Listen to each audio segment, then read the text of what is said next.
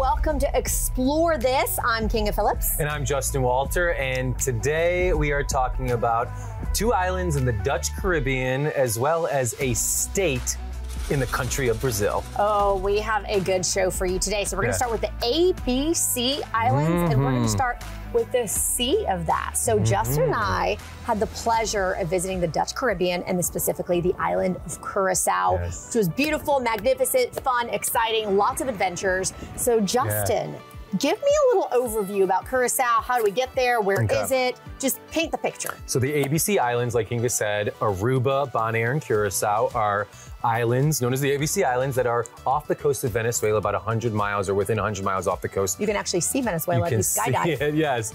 So it's a little further than the Caribbean, but the best way to get there is first flying to Miami and then hopping on a flight from Miami to whichever island you want to go to. Flights are limited, so you want to make sure that if you're going to go to multiple islands, you plan an itinerary that optimizes the flights that go to the different islands. So we did start in Curaçao by flying to Miami, and then I think a 3-hour flight to Curaçao, was it? Maybe a little over 3 hours. A little bit over. And when we got there, what's so unique about Curaçao and Bonaire specifically are they are Dutch Caribbean islands. There is a strong Dutch influence, so much so in the downtown area of Curaçao, it is actually a UNESCO World Heritage Site. You see these magnificent, colorful, yellow, orange, red, purple, blue painted buildings. You could be in Amsterdam. You feel like you're in Amsterdam, but you're on this beautiful tropical island that has this amazing Dutch influence. And I was floored by just the culture that the Dutch influence has on the buildings, but also the people. We were with a tour guide most of our time who loved the Dutch influence. They actually spend time in Amsterdam. People who live in Curaçao go to Amsterdam a lot, and there's a very good relationship between the two countries. And it's a bit of a melting pot, like so many different cultures. You have the local people there, you have the Venezuelans, the South Americans. Yes, you have the Dutch. I mean, you hear so many languages as you're out and about. I really love that. And that's represented in the food, the architecture, the street art, all of it together. Works so well. One night, we walked through the town at night.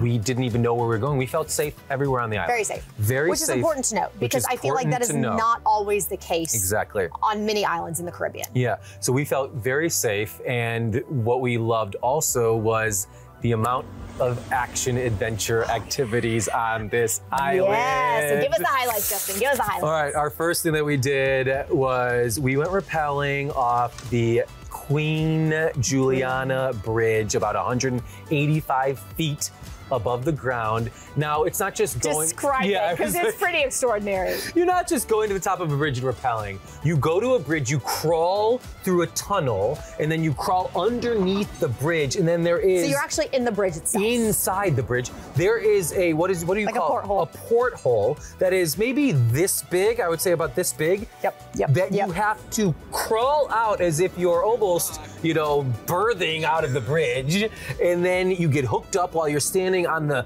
ledge of this porthole. You're hooked up before you crawl out. You're hooked up, just so we're clear, you are hooked up, you're nice and safe before you crawl out. The whole thing is very, very safe. You go with a company that is certified. They've done thousands of rappels, thousands. So it's safe the entire time. I'm just getting the exciting part. So I'm actually sitting in the bridge, watching Kinga crawl through the porthole, and then what they do is once you're finally hooked up, standing on the ledge, they just say, let go.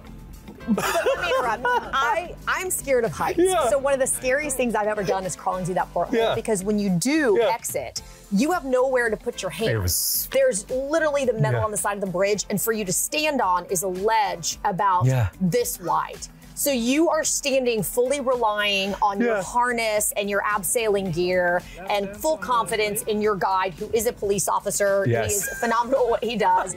And then he has you lean back as far as you possibly can so that when you swing, you don't hit that little ledge. So it's wonderfully terrifying. And for someone who's not afraid of heights, it was a little scary. Let me just say that too. So I watched Kinga do this like a can I say badass? Like a badass. Badass is okay. Like a badass. And then even as you're rappelling down, there was a point where they stop you, and then you went vertical, where instead of having your head up here and your feet, Kinga flipped. Yep. So, you know, she did it, and then I did it, and like I said, it was a little scary, but I love that adrenaline feeling. Those are the moments where the power of now, I feel like you can't think of anything else but that moment, and it's so exciting and exhilarating. And going down, you have a beautiful view of the water Santa Ana and Bay. the downtown. Oh. So it was not only an adventure to go from start to finish through the bridge, under it, out of the porthole, and down, but you're treated to one of the most beautiful views of the entire Curaçao Island. Highly recommend doing this rappel experience from the bridge. I do too. Incredible. I do too. So that was our in the air activity, yes, and we also did an under the sea activity that was pretty special and pretty unique to that area. Yes. So tell me about that. We went scuba diving, but this scuba diving adventure was not just to, you know, swim around corals and see what animals and marine life we find. It was actually lionfish hunting. Now, lionfish are an invasive species that Kinga knows everything about. She will go into more detail than I can, but they are an invasive species that are overtaking the reefs on Curaçao and many Caribbean islands, and even in Florida, all over the world. We've seen them in Tahiti, yeah. All over the world. So the goal of this adventure was to kill and spearfish as many lionfish as possible. Before we went into the water, they actually taught us how to do it with Coke cans and just debris and an object to aim at. So you're using a pole spear. So we're using a pole spear, using the pole spear. So we get in the water, and then we take the pole spear, King and I both had spears, and we start shooting at lionfish to see how many we can accumulate and catch. And he was amazing at it. I loved it. I think you got like 8. I did get a lot.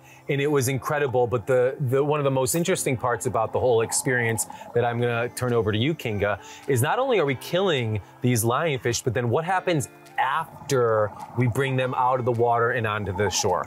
Well, so we went out with an amazing woman named Lisette, who was a former journalist, and she came to Curaçao and became a dive master. So she and her team basically go out and they hunt these lionfish, and sometimes the government will actually pay people to do that because they're so incredibly invasive. So these lionfish, they breed like rabbits. They can produce 50,000 eggs every 3 days. They have no natural predators. Meanwhile, they eat the larvae of basically everything on the reef.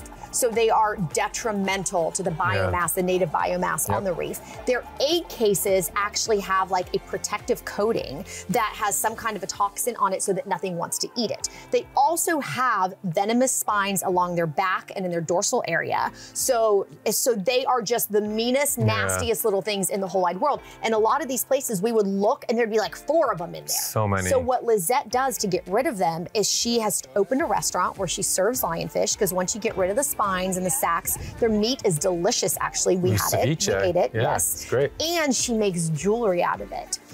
So beautiful necklaces, earrings, rings, you name it. They are gorgeous. It was gorgeous. I actually wear mine, and it's fun to have that. I don't have it on right now, I wish I did, but it's fun to have that piece of jewelry as a reminder of that experience, and that we're not only having an adventure, but giving back to the marine biolife, and it was an incredible experience. I loved it. It really was. I really loved Curaçao. And tell us a little bit more about Curaçao, where we stayed, what we ate. I would say my favorite spot where we stayed was the Avila Beach Hotel property. We went into our rooms and it almost looked like Tahiti. We were in these wooden bungalow huts that had these gorgeous views of the water. Our mouths just dropped to the floor when we walked into our rooms. It was gorgeous, and the property itself had multiple areas of beaches and gorgeous turquoise waters. And it is a property that's in the heart of the downtown historic center. And it is actually the oldest operating hotel on the island.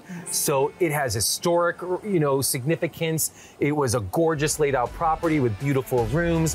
The staff was amazing. I loved it. That was a great property. Beautiful property. The Marriott was lovely as well. Marriott the food we had was amazing. The water was amazing. We were so impressed with Curaçao. Yeah. Truly. It's one of my favorite islands in the, we said in the Caribbean, it's like one of the top. We hadn't been to Bonaire yet, so Bonaire does give it a little bit of its run for its money in a totally different way. Very different. But Curaçao floored us. It impressed us, and we loved exploring Curaçao. Yeah, so definitely put Curaçao on your list, especially if you're a diver. Yeah.